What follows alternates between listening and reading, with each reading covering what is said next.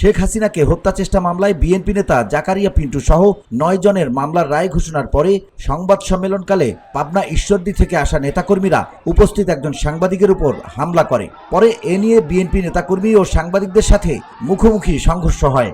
ধুলো, ময়লা ও ক্ষতিকর ধূলিকণা থেকে নিমিষেই মুক্তি দেয় চৌধুরী এয়ার পিউরিফায়ার।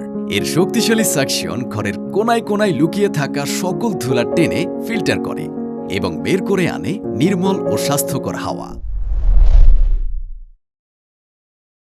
এর প্রতিবাদে সুপ্রিম কোর্টের এনএক্স ভবনের সামনে অনশন করেন কর্মরত সাংবাদিকরা।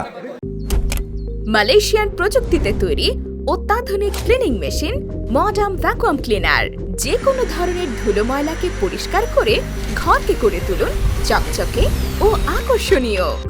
Modem, brand of luxury.